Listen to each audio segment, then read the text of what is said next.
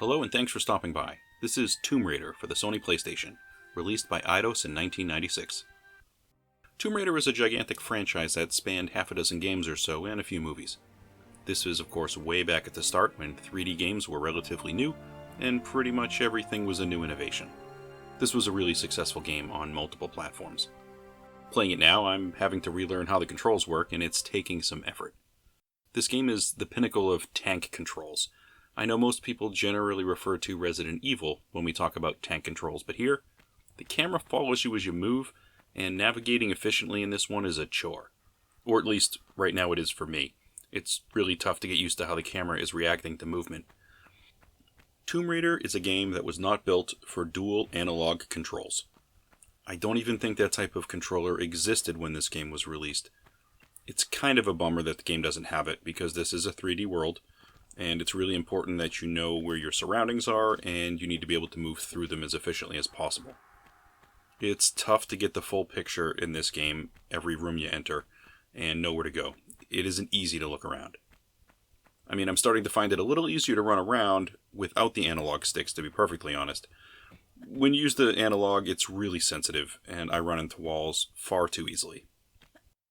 Back then, instead of programming for an analog stick, they had to compensate using other buttons on the controller.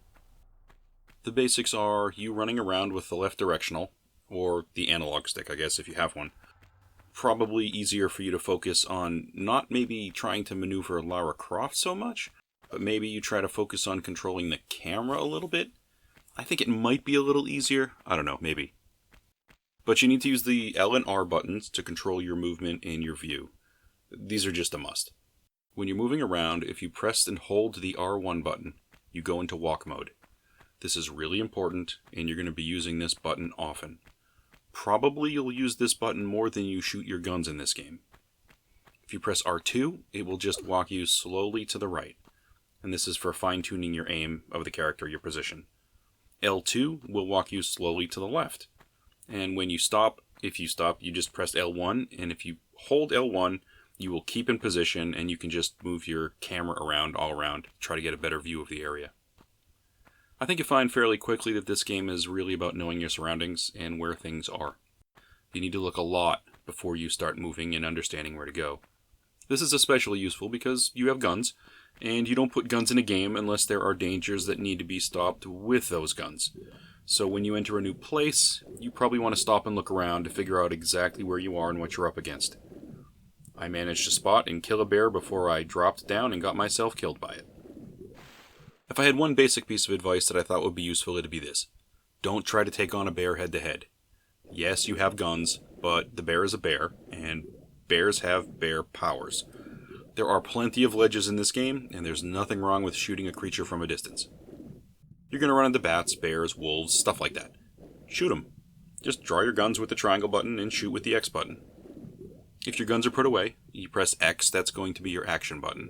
You can use that to maybe pull a lever, or pick up a health roll, or access a save point. When using X as an action, you really don't just have to press the button once, you kind of need to press it and hold it for a second. It's going to feel and sound a little weird, but it took me a few minutes to learn how to pick up my first health roll. It's just not a quick button press, that's all. You gotta hold it. The last two controller buttons would be square and circle. Square is going to jump, it'll jump you straight up, and circle will roll. It'll sort of roll you out of the way. Jumping is good for getting up onto ledges overhead, and if you press forward and jump, or you're running and press jump, jump will move you forward and get you over gaps.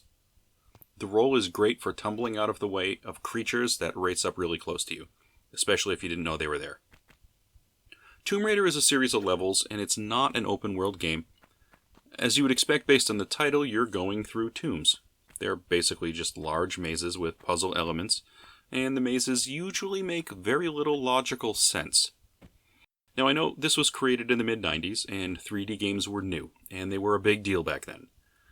Developers, I'm sure, were still learning how to make puzzles that were fun to play in a 3D space, and they were constantly trying new things to develop puzzles and mechanics.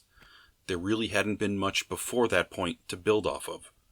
I think, considering the control scheme for this game, that's a good example of this.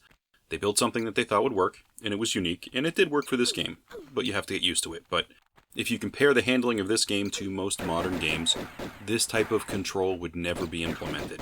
There just have been too many better schemas developed since then used in other games that worked much better. So, game mechanics that work over time, they come to the forefront. There were just so many few games before it at this point that were like this, everything was kind of new. So, generally speaking, if you're playing a 3D game in a modern system, a lot of them are going to handle almost the exact same way. Well, this one you have to get used to because it's different. Like I said before, this is a maze, and you need to find your way through it. It's a blocky maze, and there is, like I said, very little logic to the layout of the levels and the solving of puzzles. I know there's logic in relation to how the game was developed, certainly. They established a world, and there's a logic to how that game has to progress, but I see very little when I'm looking at this game from a realistic sort of perspective. The first time I see stairs in the game, my brain is wondering if I have ever, in my life, seen square steps that were 8 feet square. They're just gigantic steps. And the answer is, well, I've never seen this stuff. And then, when you first grab a giant block and move it out in the open so you can climb up on it and use it as a step, a human being cannot drag a solid 10 by 10 stone across a room just so they can climb it. What does something like that weigh? 10 to 20 tons? So when it comes to that, little in terms of realism logic here, I suppose. I just find it ridiculous every time I move a block. Yeah, that's how the game goes and I get it, and that's fun, but it's just funny to me. It would take a backhoe to move some of this stuff. Okay, I digress. So you need to review the setting you're in when you enter a level. You need to understand your surroundings and try to figure out the path you're supposed to take to get to the end of this. You might need to shoot creatures along the way. There's going to be any creature in the game is pretty much going to try to kill you, and you might need to move a block to create a path, or jump over gaps, or swim. You're going to need to locate keys to open doors and figure out ways to get across areas and get access to places that are not easily accessible. You might have to pull a block, you might have to jump, you might have to hang, swim, find levers, or just, find keys. Just generally you got to figure this stuff out. Overall, the most important thing here is you got to get comfortable with how to move around and jump. You're going to have to jump some basic gaps on the first level, and this is a simple mechanic, but it's going to get more complex throughout the whole game, and you're going to have to find out where to use it. Using the walk button to slow you down is also super important. I played this for an hour, and although I'm getting better, that first hour was grueling experience. Probably 5 or 6 hours into it again now, and it's still tough to adjust. I can't remember if I beat this one back in the day, but I'm playing it now, and I'm finding that I remember very little from my old experience, so it's almost like I'm playing a new game, which is pretty neat. So I played this one for a few hours, and I made it a few good levels in, and then I find myself in an underground jungle. Then suddenly, coming out of the jungle are these 2 dinosaurs racing around coming to get me. I totally forgot about this. It really made me grateful to have unlimited ammunition.